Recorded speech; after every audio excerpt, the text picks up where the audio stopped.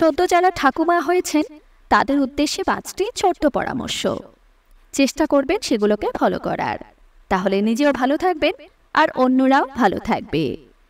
Number 1, আপনার ছেলে বৌমাকে নিজের অভিজ্ঞতার উপর ভিত্তি করে যতটা সুপরামর্শ দেওয়া দরকার সেটা অবশ্যই দিন, কিন্তু তাদের সিদ্ধান্তকে ভুল বা আপনি একমাত্র সঠিক সেটা প্রমাণ করার চেষ্টা করবেন না। মনে রাখবেন, আপনার ছেলে বৌমা কিন্তু প্রাপ্তবয়স্ক এবং আপনার নাতি কিংবা নাতনি সম্পর্কে তাদের সন্তান হয়, আর কোনো বাবা মাই তাদের সন্তানের খারাপ কখনো চায় না। নাম্বার 2, সদ্যজাত শিশুর চেহারার সাথে তার মায়ের বিশেষ কোনো মিল নেই, শুধু আপনার এবং আপনার ছেলে মেয়েদের মিল রয়েছে। এ ধরনের বিতর্কিত এবং অযৌক্তিক দাবি করবেন না, যেমন তার চোখগুলো আমার মতো, ঠোঁট তার পিসির মতো, গাল তার কাকার মতো, ইত্যাদি ইত্যাদি। মনে রাখবেন, সদ্যজাত কোনো শিশুকে দেখে ভবিষ্যতে তার চেহারা আসলে ঠিক কেমন হবে সেটা সঠিকভাবে আন্দাজ করা যায় না, কারণ শিশুর চেহারা বড় হতে হতে অনেকটা পাল্টায়। জন্মের ঠিক পরের বেবি ফ্যাটগুলো তখন আর থাকে না।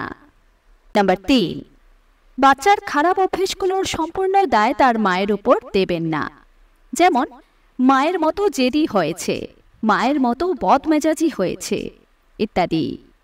একটা শিশুর ভালো গুণগুলোর ক্রেডিট যদি আপনি নিতে পারেন তাহলে তার খারাপটাও নেবার সাহস রাখবেন, নইলে কোনোটাই নিতে যাবেন না। কিন্তু অকারণে তার মাকে দোষারোপ করে মায়ের মানসিক শান্তি নষ্ট করবেন না। নাম্বার 4, নাতি কিংবা নাতনি তার দাদু দিদার বাড়িতে বেড়াতে গেলে ফিরে আসার পর বাচ্চাকে শুকনো লাগছে, বাচ্চা কালো হয়ে গেছে ইত্যাদি বাজে কথা বলবেন না। শিশুটি তার মামা বাড়িতে বেড়াতে গেছে, কোনো জেলখানায় যায়নি। আপনার যেমন সম্পর্কে সে নাতি কিংবা নাতনি, তাদেরও কিন্তু সম্পর্কে সে নাতি নাতনি, ভাগ্নে ভাগ্নি, বোনপো বোনজি ইত্যাদি। তাই স্নেহ ভালোবাসা আপনার চেয়ে তাদের কিছু কম নয়। নাম্বার 5, প্রেগন্যান্সি এবং ডেলিভারির দখল সহ্য করার পর মায়েরা স্বাভাবিকভাবেই তখন শারীরিক এবং মানসিক দিক থেকে একটু ক্লান্ত হয়। তখন বৌমার একার উপর সংসারের সমস্ত দায়িত্ব ছেড়ে না দিয়ে সংসার সামলাতে তাকে সাহায্য করুন।